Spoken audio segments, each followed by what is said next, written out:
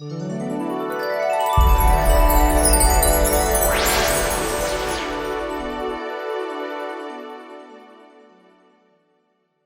vamos trabalhar então hoje a parte histórica, né? Convidou o Ricardo aqui, historiador da cidade. Ele vai contar então um pouquinho, né, dessa história. Vamos trabalhar a área do conhecimento, né, e do entendimento. E depois vão ter outras atividades, né? Semana que vem, na sexta-feira, vai ter a vivência com o arquiteto Michel Gorski, né?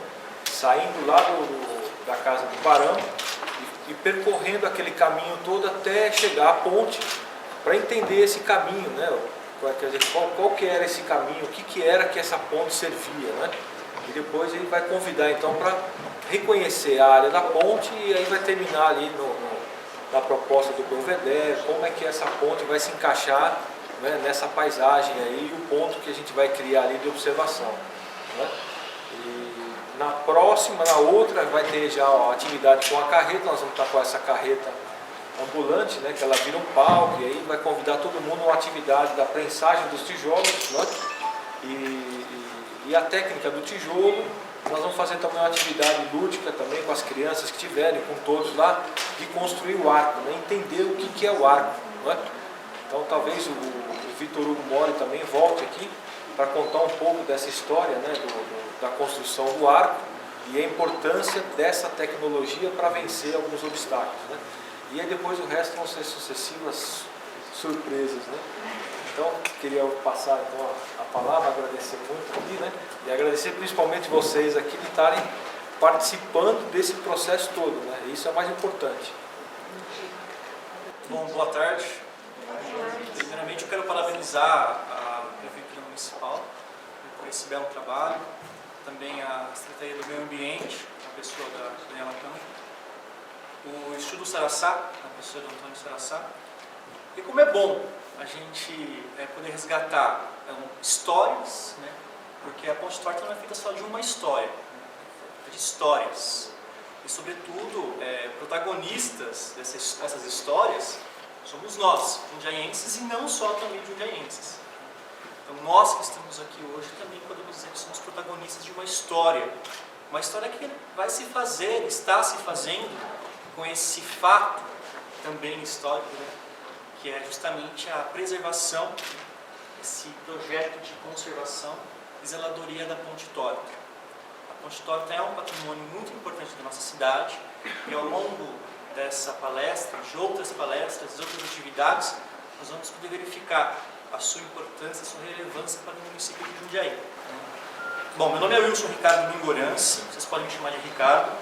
Eu quero me apresentar um pouco. Sou jundiaense, tenho 29 anos. Eu sou formado, estudo Direito, estudo pós-graduação em Gestão Pública, sou formado em Administração e História pela Universidade Federal de São Paulo. Toda a minha linha de pesquisa, na qual me debruço, é sobre a pesquisa sobre história, não só de Jundiaí. Na Unifesp, onde me formei, a minha linha de pesquisa foi sobre patrimônio histórico e arquitetura do Rio de Janeiro. Agora, voltando para cá, para Jundiaí, tenho realizado algumas pesquisas também em Jundiaí. Já atuei como estagiário na época de formação na Unicamp, como estagiário de conservação de iconografia, que são as fotografias existentes no acervo do Centro de Memória da Unicamp. Atuei também como estagiário no Solar do Barão, durante 2 anos. E foi justamente entre esses anos de 2010 e 2012, no Solar do Barão, que eu pude desempenhar um pouco, conhecer na verdade, foi uma escola, porque ali eu pude conhecer muito sobre a história de Jundiaí. E dali eu consegui entrar por outras portas, como por exemplo, tive o prazer de contribuir com o Jornal Bom Dia em algumas matérias, sobre uma série sobre os 150 anos do Solar do Barão, e algumas matérias sobre algum patrimônio histórico também de Jundiaí. Também tive o prazer de trabalhar com a Maria, junto ao Compac, na elaboração e confecção de inventários para os patrimônios históricos de Jundiaí que foram tombados e alguns ainda estão em processo de tombamento. E hoje, meu prazer atuar aqui como pesquisador histórico junto ao Antônio Saraçá, ao Instituto Saraçá, sobre a Ponte Torta.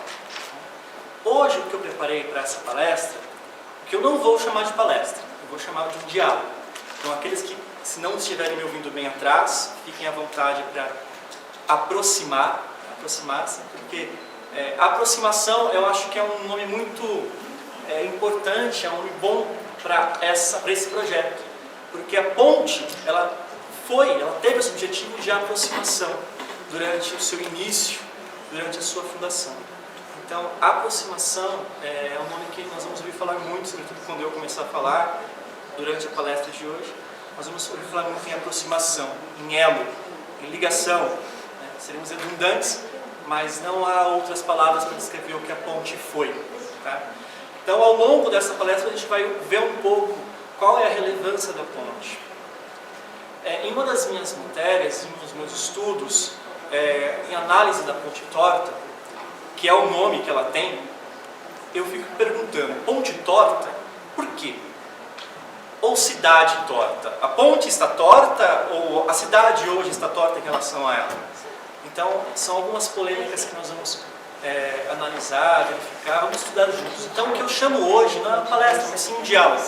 Eu tenho jundiaienses aqui também, nomes importantes que estão aqui, e nós vamos conversar muito, porque eu acredito que hoje, assim como todo ao longo desse projeto, será uma troca de conhecimento. Bom, então nós vamos conhecer um pouco sobre Jundiaí e logo a sua formação. Sua formação é dotada de polêmicas. Então, gostaria que quem quiser interromper para poder acrescentar algo, fique à vontade. A nossa cidade ela é cheia de algumas polêmicas, muitas delas interessantes. Algumas lendas, mitos, algo que nós não temos como fonte histórica ainda, mas que nós vamos sempre buscar. Bom, essa fotografia é uma aquarela de um autor desconhecido, eu não conheço. E eu coloquei essa fotografia como capa porque particularmente eu gosto muito dessa fotografia. Porque ela remete bem uma ponte que está isolada, mas que ela tem algo a nos oferecer, a nos ofertar. Por exemplo, a gente sabe que embaixo da ponte está o rio Guapeva, e a ponte ligava Vilares ao centro de Jundiaí. Então, uma das coisas que nós vamos fazer, uma das atividades que nós vamos fazer nesse diálogo, é justamente uma série de análises fotográficas.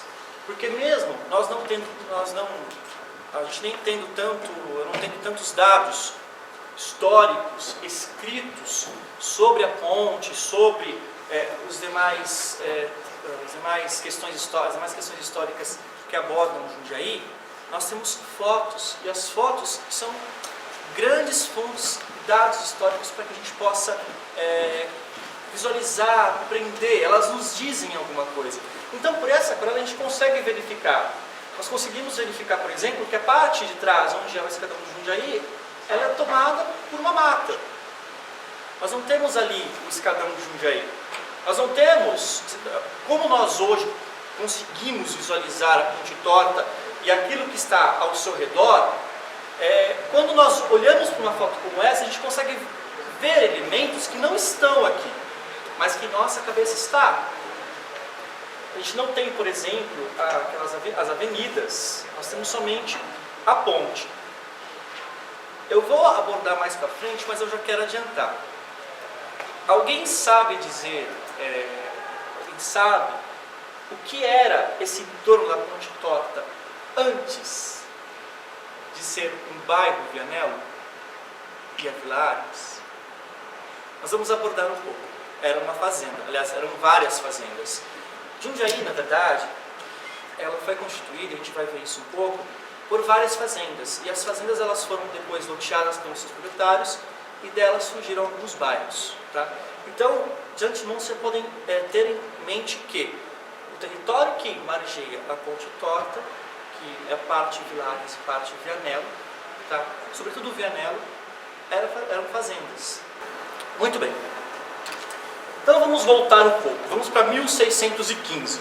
1615 foi o ano que a freguesia de Jundiaí foi esbravada pelos seus bandeirantes, Rafael de Oliveira e Tournille Antunes. Rafael de Oliveira, o Velho, sempre tem nos livros históricos aqui de Jundiaí, entre parênteses, depois Rafael de Oliveira, o Velho, que nós tínhamos Rafael de Oliveira, o Moço. E aí tem uma questão bem polêmica. Bom, Petrolina e Rafael de Oliveira o Velho vieram para Jundiaí, bandeirantes. Em São Paulo, acusados de um crime, bandeiristas, e acusados de um assassinato. E vieram para Jundiaí.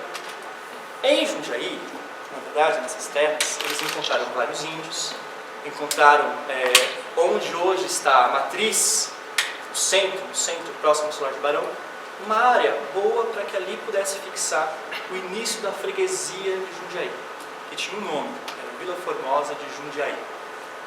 Então, nessa época, quando eles aqui chegaram e desbravaram, ali eles estabeleceram a freguesia início de Jundiaí. Então, 1615 foi o ano que nós verificamos com um teor histórico, fonte histórica, que Jundiaí começou, deu início a Jundiaí, a uma freguesia. 14 de dezembro de 1655 foi o ano que em Jundiaí a freguesia foi elevada à vila. E 28 de março de 1865 foi o ano que a vila de Jundiaí foi elevada à categoria de município, de cidade. Muito bem. Neste mapa, eu não sei se vocês conseguem visualizar bem daí, está um pouco embaçado, acho que talvez não. Mas esse mapa é um pouco dessa região de São Paulo, da Rota dos Bandeirantes. Tá? E a freguesia, o desterro de Jundiaí, ele se encontra bem aqui, nessa região. Então foi todo esse percurso que Rafael de Oliveira e Petrolina Antunes fizeram para chegar a Jundiaí. Tá? Eu gosto bastante desse mapa. Aqui é o centro de Jundiaí, aqui está a matriz. Tá? E aqui nós temos poucas ruas. Então, logo no início de Jundiaí, esse é o mapa de 1757, da Vila Formosa, de Nossa Senhora do Desterro de Jundiaí. Tá? É o mapa de 1757, onde nós temos aqui as primeiras casas, as primeiras casas, né, matriz, e as primeiras ruas, a rua direita e a rua do Rosário, que tinha outro nome, a rua do meio. Eu vou falar um pouco disso depois também. Então, essa era a nossa Jundiaí. A nossa Jundiaí começou a se constituir por aqui, por esse espaço. Alguma dúvida?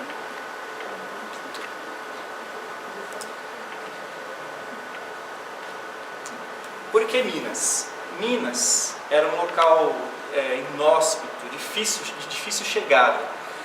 E Jundiaí foi muito importante para que houvesse essa possibilidade de se chegar até Minas. Tá? Por isso que eu falei, Alexandre, que Minas a gente abordaria um pouco aqui. Tá? Que Jundiaí foi uma porta para se chegar a Minas. Foi uma ponte também para se chegar a Minas. Tá?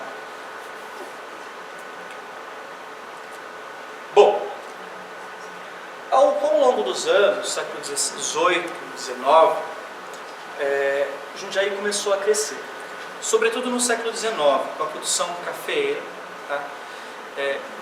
A produção cafeeira possibilitou o crescimento de Jundiaí, mas foi sobretudo com a construção da linha férrea São Paulo, Santos Jundiaí, a São Paulo Highway, que Jundiaí continuou ao seu crescimento. E aí, concomitante ao café e a estrada férrea, Jundiaí foi crescendo. Aqui nós temos, logo abaixo, a estação de Jundiaí.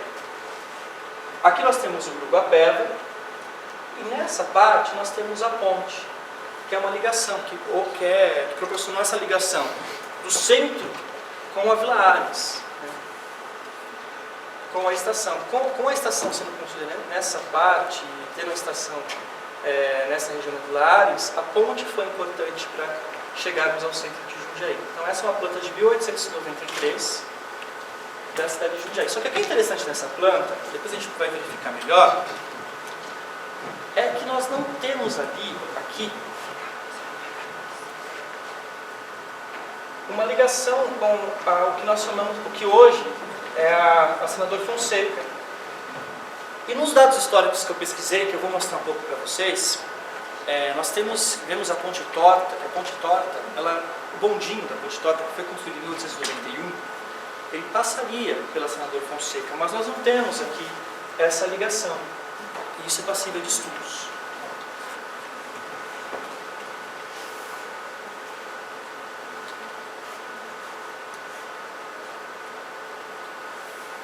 Essa foto é interessante. Uma foto do século XIX.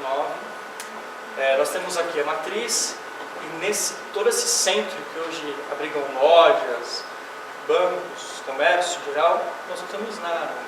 E aquela seria a Rua do Rosário. Conseguiram visualizar? A Rua do Rosário. Vocês podem notar que atrás, onde hoje é o bairro Boa Vista, Bela Vista, Boa Vista, nós não temos algumas casas, que fica próximo a 9 de julho, né? Isso aí embaixo.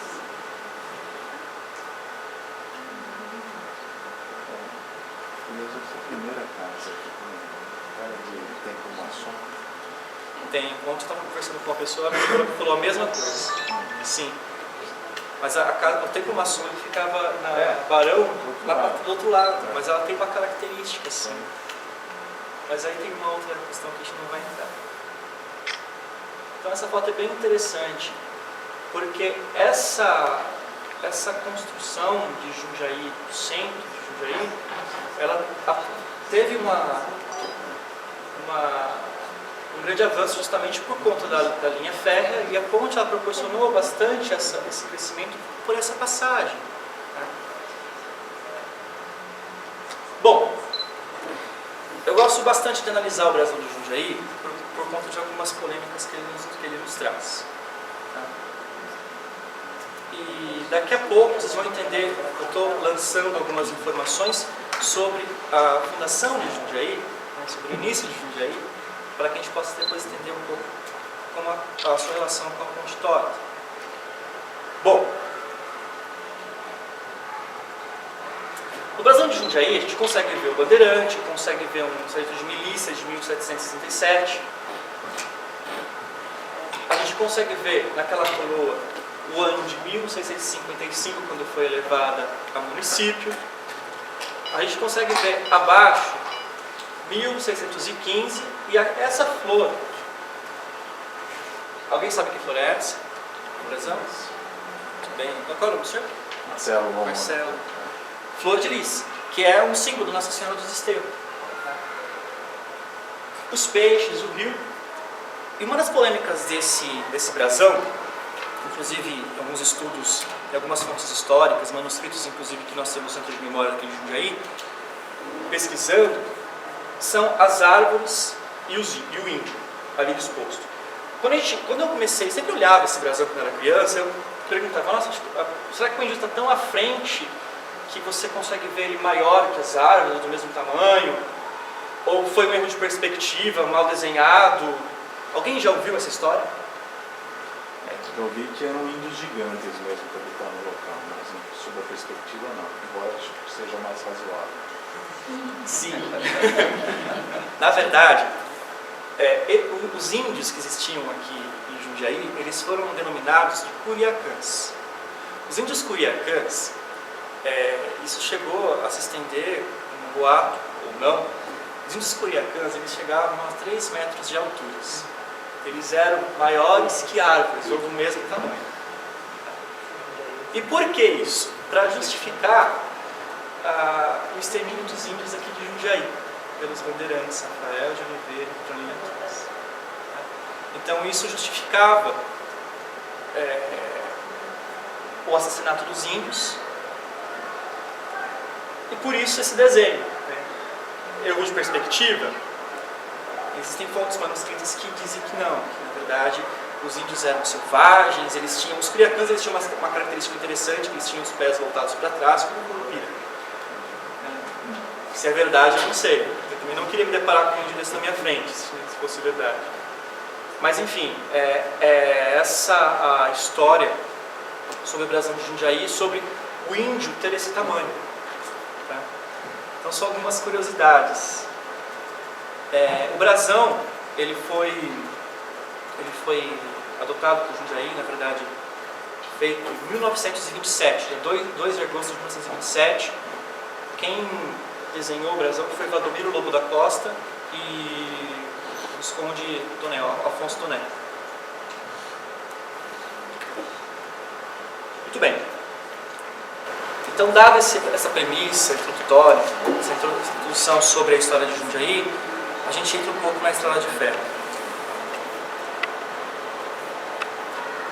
Alguém sabe me dizer quem que foi Irineu Evangelista de Souza? Esse foi o cara. A gente conhece muito ele por Barão de Mauá, mas o nome dele é Irineu Evangelista de Souza, conhecido como Barão de Mauá. Barão de Mauá, ele foi o pioneiro na construção de estrada de ferro. Ele construiu, ele figurou-se como industrial, como político, banqueiro, e tornou-se barão em 1854 e visconde no ano de 1874. Ele inaugurou a primeira estrada de ferro aqui no Brasil no ano de 1852, que foi a Companhia Fluminense de Transportes. Essa companhia, ela ligava o Rio de Janeiro até a Serra de Petrópolis. Tá?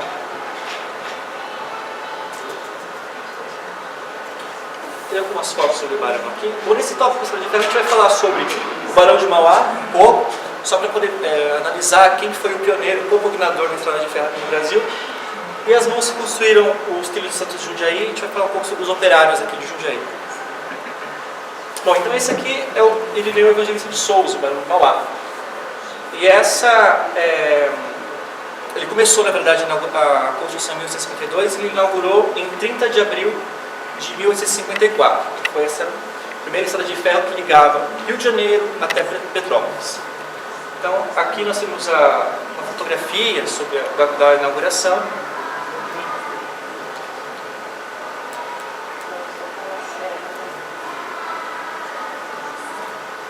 Uma outra fotografia já com a Maria Fumaça. Alguém conhece esse local? Essa é a nossa estação. A nossa estação de Jundiaí. E a estação de Jundiaí, ela foi construída... ela começou a ser construída em 1859. Na verdade, a estação Santos de Jundiaí. E a estação Santos de Jundiaí, ela só foi construída por um engenheiro inglês, James Bruns. Esse engenheiro, ele foi crucial para a construção da estrada de ferro que liga Santos e Jundiaí. Por quê? Porque tem uma fotografia que nós vamos ver. Essa. Nós temos nessa serra em torno de praticamente 1 quilômetro de altura. E ela toda tortuosa, de difícil construção, local de difícil construção. E foi então graças a esse engenheiro James Bruns, e ele convidou um outro engenheiro também inglês, que foi o Daniel Fox, e ambos projetaram e essa façanha, construíram para a época, século XIX, e construíram essa ligação, também uma ponte, essa ligação saindo de Santos e chegando até São Paulo, até chegar a Jundiaí. Ambos eles eram responsáveis, foram engenheiros responsáveis pela construção da estrada de ferro no país de Gales, que também tinha o mesmo tipo de locais montanhosos e de difícil construção. Tá?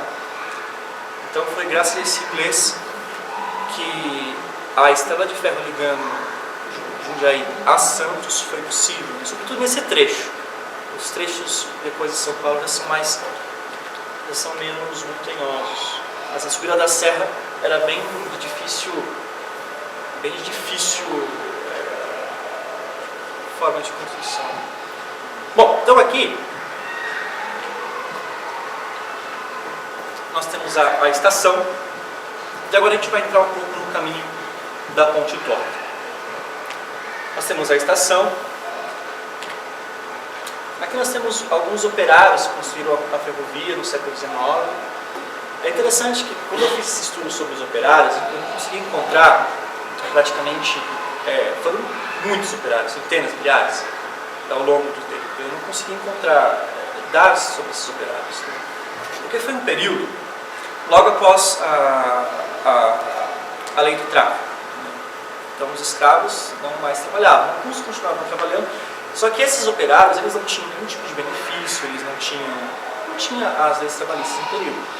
Então, não há fonte sobre esses operários. Quem eram esses operários? Eles trabalhavam muito, não tinham horas descanso e muitos morreram. Muitos morriam durante as construções. Então, é complicado a gente pensar que as verdadeiras mãos que construíram esse trecho todo que possibilita até hoje uma locomoção, nós não temos os dados da maioria deles, todos eles. Então as mãos que realmente construíram, a gente não consegue visualizar que mãos são essas. E é importante a gente pensar esse operário trabalhador como protagonista, porque mesmo nós temos os engenheiros, temos os nomes, os ilustres que promoveram essa construção, mas os operários, eles ficam esquecidos na história? Não deveriam. Mas nesse caso, essa aqui, eu gosto da fotografia porque ela já foi, é uma estação, na verdade foi o primeiro ponto da estação de Jundiaí, localizado no Horto, que ligava Jundiaí em Campinas, quando tinha o primeiro trecho de Jundiaí em Campinas, em 1872. E ele já foi demolido, era um patrimônio histórico nosso, mas já foi demolido.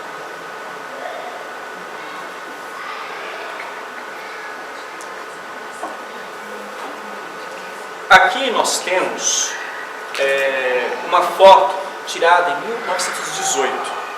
Essa fotografia, para eu conseguir fazer vocês localizarem, ela foi tirada da estação para Vila Ares. Então aqui nós temos toda aquela Vila dos Operários, Vila Ares. Nessa região, hoje nós temos o terminal de ônibus Vila Ares. Então toda essa parte aqui seria a Vila Ares, a Ponte Torta estaria nesse meio, basicamente, lá. Aqui mais ou menos, por ligar ao centro de Jundiaí. Uma foto rara, essa foto ela foi encontrada no álbum da Companhia Paulista. Bom, e daqui então, com a produção cafeira, com o transporte, começou então em 1888 a construção da Ponte Torta. Então a construção dela foi entre os anos de 88 e 89. E essa ponte, ela serviu justamente para poder fazer essa ligação da Vila Ares como centro, já que o rio Guapeva cortava essa parte da cidade.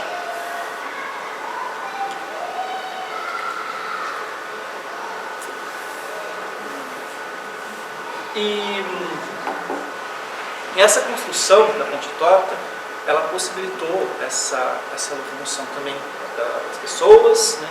E nesse local, na Ponte Torta, disse haver um bondinho que ligava, tinha um itinerário, saía lá da estação, passava pela ponte, ligava a Senador Fonseca, ele saía da Rua Barão do Rio Branco, e Vigário de Cavalcante Rodrigues, ele passava pela Ponte dos Bons, que era também chamada. A Ponte Torta não tinha só essa nomenclatura, Ponte Torta, não veio até depois nos nossos dias, porque ela ficou torta em relação à cidade, por isso que no início eu abordei Ponte Torta ou Cidade Torta.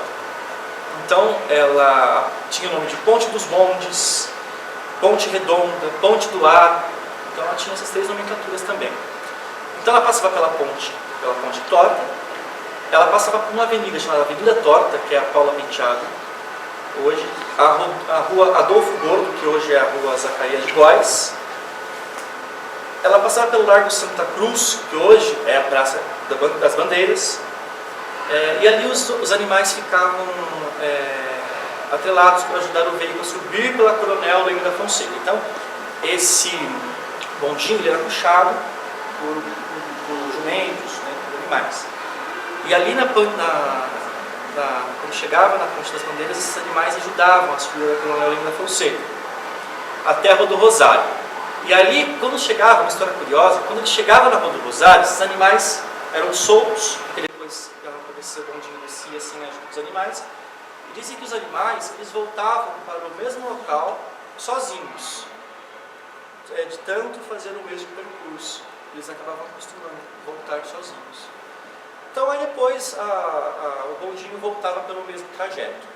Então esse bondinho ele funcionou de 1891 até mais ou menos 1893. Ele funcionou um pouco. Porque o valor da passagem era de 200 mil réis. 200 réis. E essa passagem era cara no período. Então as pessoas preferiam ir a pé. Elas conseguiriam atravessar o rio a pé sem precisar pagar. Então, com isso, essa companhia ferro... Aqui também é uma enchente do rio Guapeva. Essa é uma foto de 1960, década de 60. E é nesse período que começam as atividades de canalização para a intervenção dessas enchentes no rio Guapeva. Aqui é a Vila Argos.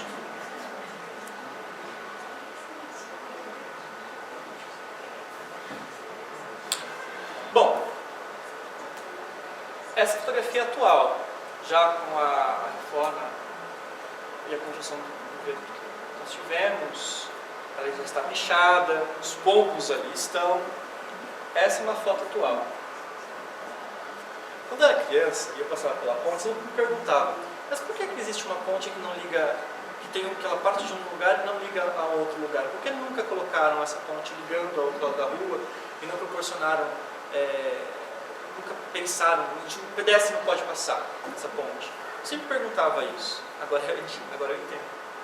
Bom, essa é a ponte atual. Essa é quando a gente sem a construção daquele viaduto, daquela ponte, né? Sem a reforma, que nós tivemos em 2012, e sem os pombos. Pelo menos o fotógrafo esperou os pombos saírem daqui para tirar a fotografia. Nem temos dois. Temos um branquinho e um cinza ali, temos dois. Eles estavam chegando.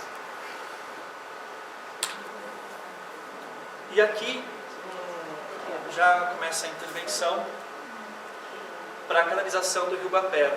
Nós temos algumas casas e comércios ali. O rio foi alargado, né? Houve a construção de uma avenida para essa parte. Aqui já podemos visualizar. Não há a sapata de concreto ainda, somente os alicerces.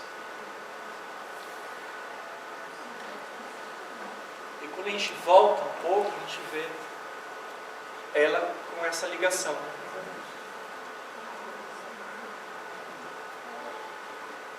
O rio Guapeva. Sim, na verdade, a gente vai verificar uma fotografia, que na verdade é uma aquarela, do saudoso historiador Geraldo Tumanik. E nós vamos conseguir nessa aquarela que ele proporcionou, uma ligação de morros aqui. Então a gente vai conseguir ver um morro aqui, do outro lado também. Muitos dizem, historiadores, enfim, arquitetos, que esse morro foi se desnivelando até chegar ao que nós conhecemos hoje. Mas é aí que está uma polêmica, que depois eu quero conversar um pouco com você sobre isso, e na atividade que a gente vai fazer, a gente vai analisar também se realmente houve esse morro, que teve proporcionando essa ligação, morro no nível da ponte. Será? Uma pergunta. Embora na aquarela a gente consiga visualizar, mas na aquarela também não parece tão fidedigno. A gente vai conversar mais. Aqui uma foto semelhante.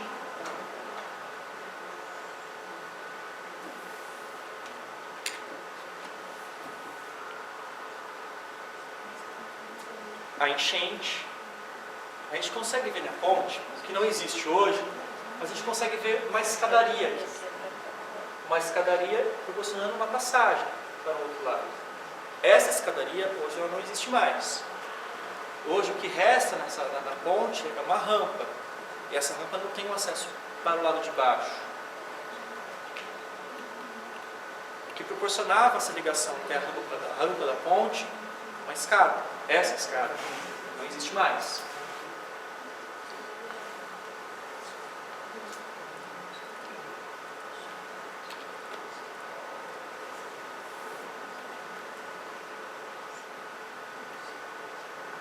Consegue ver os desmoronamentos. a ponte ao fundo.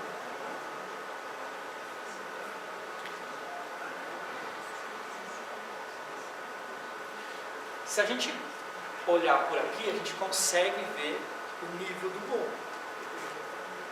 Nós conseguimos ver o nível do morro, mas deste lado não.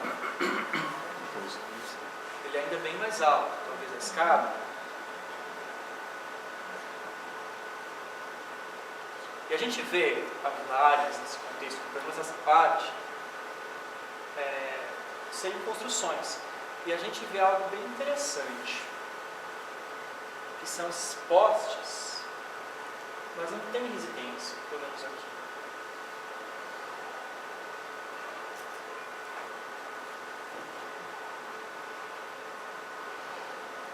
Porque a eletricidade ela veio para Jundiaí em 1915.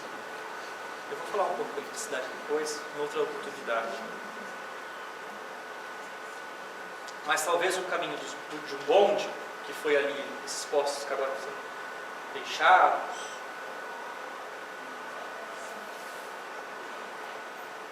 As fotografias elas nos proporcionam esse olhar questionador. O que é isso? O que é aquilo? É necessário esmiuçar bastante para realmente verificar se o que é aquilo, para verificar se tem alguma ligação com o que realmente um dia existiu. Será que existiu? Não existiu?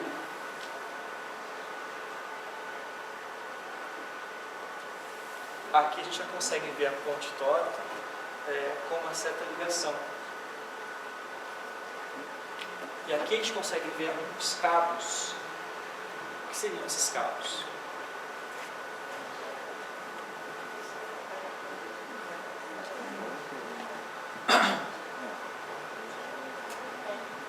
Inclusive com uma coluninha ali torta, tá meio solto. Oi, Marcelo. Oi? Estou reparando que tem uma coluninha ali no centro que está torta, Sim. fora de prumo.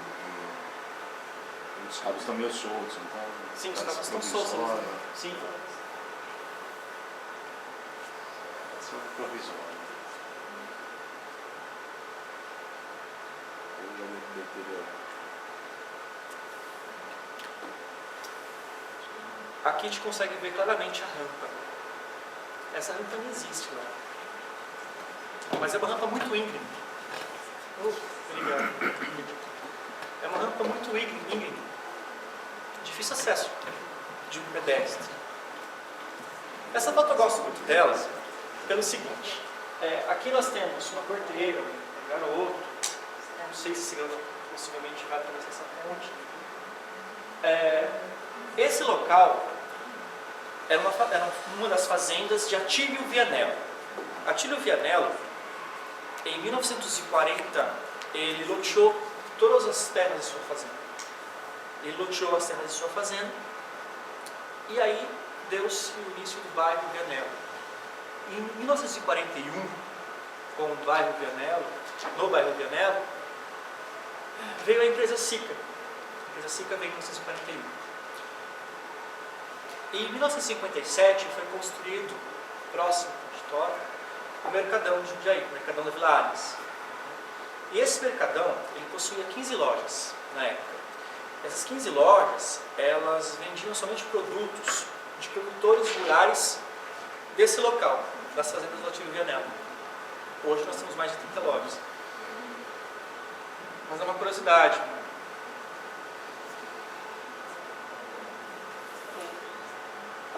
E aqui nós temos a aquarela do Geraldo Tomanic, o historiador Geraldo Tomanic. E ele, nessa aquarela ele faz essa ligação de um lado ao outro da ponte, o morro no nível da ponte. Aqui nós temos os cabos, o bondinho sendo puxado por tração animal, o jumentinho. E essa é uma de suas aquarelas. O Geraldo Tomanic, às vezes a gente se pergunta, mas como que o professor Geraldo ele elaborava essas aquarelas? Ele elaborou também a aquarela da matriz, por muito tempo.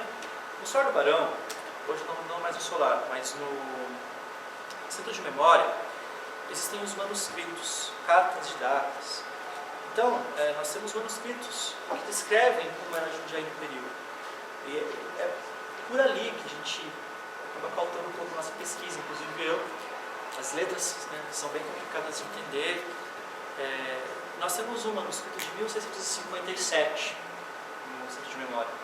Então é até interessante, eu faço mesmo essa propaganda, porque nós temos, Jundiaí é um celeiro de documentação, de fonte histórica importante para esses dados históricos.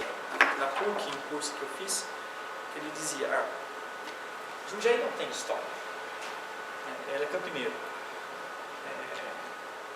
E para sacanear, a gente sempre conversava bastante, ele falava, Jundiaí não tem história. Eu falei, não, mas é por conta da história de Jundiaí que Campinas nasceu. Campinas pertencia a Jundiaí.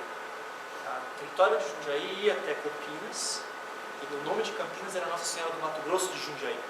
Então, Campinas se emancipou de Jundiaí entre as décadas de 1860 e 1880. Então, é uma cidade recente. Jundiaí, sim, tem uma história, e Campinas, a história de Campinas advém da história de Jundiaí. Bom, pessoal, é de observação. Tanto que as enchentes, elas vão acontecer com mais frequência nessas décadas de 30, 40 até 60, que foi quando teve essa intervenção. Realmente houve esse estreitamento do rio mesmo, Argos, Lemos, 210, posterior ao Titórica. Isso é uma ótima observação e questionamento, para justamente a gente fazer esse levantamento histórico, inclusive de relevância arquitetônica, um estudo mesmo sobre essas enchentes do rio Guapeba, né? Porque ali nós temos uma série de residências, não só Argos, porque quando você pensa na Avenida Argos, 1910, quando você pensa nesse início de Avenida Argos, 1910, você pensa também em uma série de casas que são construídas ali em torno a Argos, essas residências de operários da Argos. Porque a Argos tem uma história interessante que a gente não vai entrar aqui agora também, porque sim, é um complexo. Ali você tinha uma creche, você tinha um centro médico, você tinha tudo. Todo mundo que queria trabalhar na época era Argos, não tinha inveja de quem trabalhava na Argos. Todos queriam também trabalhar na Argos, salário, enfim. Quem não estivesse na Paulista. Exatamente, quem não estivesse na Paulista. Mas se você, você colocou uma situação muito interessante, que é essa questão do ouro. Eu também acho que me equivoquei na informação. Essa linha tronco da Companhia Paulista, ela foi aberta com o seu primeiro trecho de Jundiaí Campinas. Então a do Horto, ela não é a primeira estação de Jundiaí. A primeira realmente é o nosso... É a central? É essa. Então, a central, a gente também tem uma dúvida, só que a gente não tem estudo. Sabe por quê? A do Horto, sim, ela foi a primeira no quesito na questão de Jundiaí Campinas. Né? Então a central, ela seria a primeira na questão de Santos e Jundiaí. Mas a gente tem uma outra questão importante. Não, Santos e Jundiaí é a inglesa. Sim, a inglesa. A Paulista é aquela imagem de azul. Sim. A gente tem uma outra questão. Partindo da nossa central, se a gente segue sentido Morato, Francisco Morato, a gente tem uma arquitetura ali demolida, que muitos, pela história oral, muitos dizem que aquele local seria a primeira, antes da central, mas é uma hipótese. Dentro do território de Jundiaí? Sim, próximo à Cífica, atrás da Cífica. Eu sei isso do dia. Sim. Não, mas ali tudo está no pouquinho de São Paulo, Rio Eira, Santos Jundiaí. Sim, não da Paulista. A Paulista é embaixo do Rio. Sim. E também está em processo de demolição. Bom, enfim, está em preservação. Sim. Tomara. Bom, Você tem ideia da localização exata desta, do Horto? ela é bem atrás da Cífica. Tem uma da do Horto? de um viaduto. Assim, essa não. do Horto. Eu não tenho ideia. Essa do outro não. Eu achei que fosse aquela que eu falei da antes da outra. Essa não tem ideia, mas essa já foi demolida, né? Essa já foi demolida. Tem um viaduto em algumas coisas atrás. Agora a gente tem que preservar essa da Paulista. Mas são esses monumentos, mesmo que ainda não mais existentes, precisam ser estudados ainda. Alguma pergunta? Eu já libero vocês, a gente volta daqui uns 20 minutinhos. Eu percebi que na primeira imagem apareceu uma pintura em que na ponte eram escadas. Depois virou uma rampa, depois voltou a ser escada. Como que é isso? Não, hoje é uma rampa. Hoje é uma rampa. Aquela parte da escada que a gente ela não existe mais. Não, sim, mas é que antes, da primeira imagem é uma escada, depois uma foto ela virou uma rampa, então... Sim. Hoje a gente não tem mais uma rampa. Se eu pegar a foto da ponte atual, essa aqui, bom, você consegue visualizar que não existe mais uma rampa aqui. A rampa, ela está aqui dentro hoje. Hoje nós temos realmente uma rampa aqui que acompanha esse arco. Tá? Opa, você não derrubar. Aqui era aquela escada que você viu naquela imagem. Tá? Mas antes, aí tem aquela imagem que foi a da pintura do Domanique, que não tinha nem escada nem rampa, Sim, era reto. eu acredito, isso é necessário um estudo maior, mas eu acredito que a ponte ela também teve suas intervenções. As suas, né, Marcelo? As suas construções. Marcelo, pode compartilhar com É uma informação rural também, né? Tem uma história na minha família que meu avô, quando era menino, ainda assim, 12, 14 anos de idade, ele trabalhou como carpinteiro numa reconstrução do ponte. Então teve, isso nós estamos mais ou menos em 1928, 1930, que ela já existia há muito mais tempo ainda. Também eu imagino passar de tempo com esse desnível do solo também, foi necessário criar essa escada, depois para ligar até a rampa, né? Exato. Já que inicialmente nós tínhamos somente a rampa que ligava os dois solos, quando isso foi perdendo, né, com o tempo, foi necessário a escada para ligar a rampa também, pode ser. Murilo, ótima observação, realmente. Então, possivelmente sim, aconteceram intervenções. Inicialmente eu devo ter falado que a gente ia dividir em duas partes. Tá? Agora, o café, quando a gente voltar, eu preparei, eu fiz a impressão de algumas fotografias da ponte torta em suas diferentes fases. E aí, eu gostaria, é uma atividade rápida, depois que a gente voltar, que vocês se dividissem em grupos de 4 grupos, se dividissem em 4 grupos, e aí eu vou entregar uma fotografia dessa para cada um fazer a sua análise. Nesse grupo, cada um vai fazer uma análise da sua fotografia e compartilhar, para a gente poder bater um pouco essas questões da ponte.